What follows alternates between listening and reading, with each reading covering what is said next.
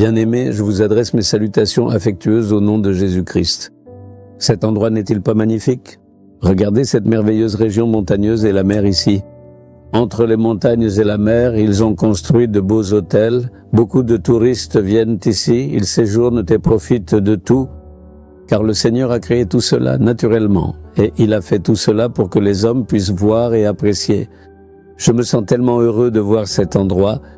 Eh bien, vous demandez-vous quel message le Seigneur a pour moi aujourd'hui? Tu ne seras pas ébranlé. Dit le Seigneur. Quoi? Je ne serai pas ébranlé? J'ai l'impression de trembler un peu. Je ne sais pas quoi faire. Ce problème semble m'ébranler. Cette épreuve et Satan me secouent. Des gens mauvais continuent de me secouer. Ils ne me laissent pas en paix. Es-tu ainsi troublé? Tu dois faire une chose si tu ne veux pas être ébranlé. Regardez dans le premier épître de Jean au chapitre 2, verset 17. Celui qui fait la volonté de Dieu demeure éternellement. Il est dit qu'il ne sera pas ébranlé et qu'il demeurera. Qui? Celui qui fait la volonté de Dieu. Donc si tu veux demeurer et ne pas être ébranlé, tu dois t'engager à faire la volonté de Dieu. Si nous voulons que le Seigneur réponde à nos prières, nous devons prier selon la volonté de Dieu. Alors, il répondra immédiatement à cette prière. Jésus a dit, « Seul celui qui fait la volonté du Père entrera dans le royaume des cieux. » Ainsi, la volonté de Dieu est une chose très importante. Comment trouver la volonté de Dieu? Tu peux la trouver dans la Bible. Beaucoup de choses sont écrites dans la Bible au sujet de la volonté de Dieu. Donc nous devons lire les Écritures et connaître ces choses. Vous pouvez demander, la Bible parle-t-elle de tout?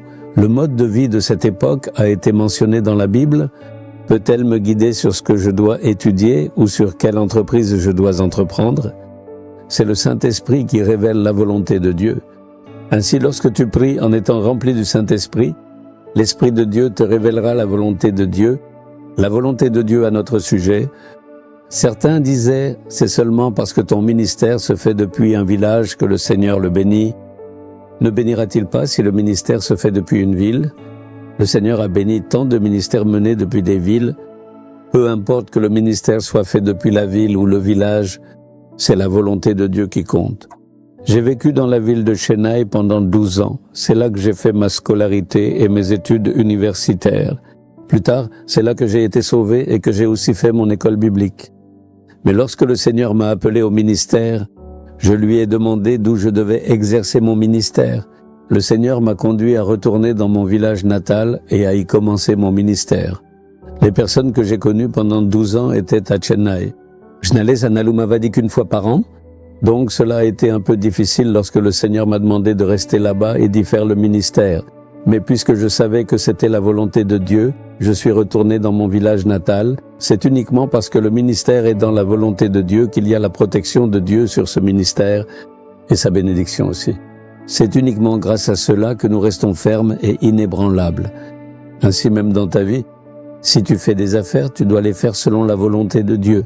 Si c'est pour l'éducation de tes enfants, tu dois le faire selon la volonté de Dieu. Si tu construis une maison, tu dois le faire selon la volonté de Dieu. Quoi que tu fasses, demande à Dieu, connais sa volonté, puis fais-le.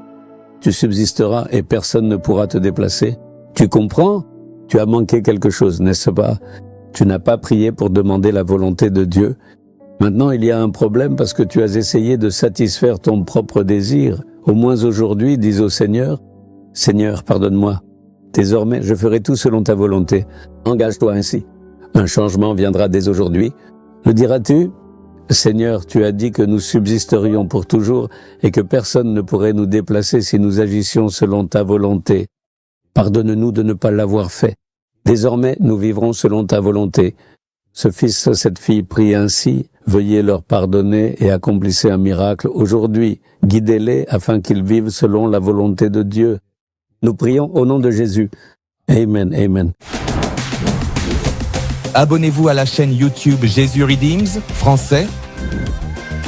Cliquez sur le bouton s'abonner et cliquez également sur l'icône cloche pour recevoir des mises à jour sur nos nouveaux programmes quotidiens.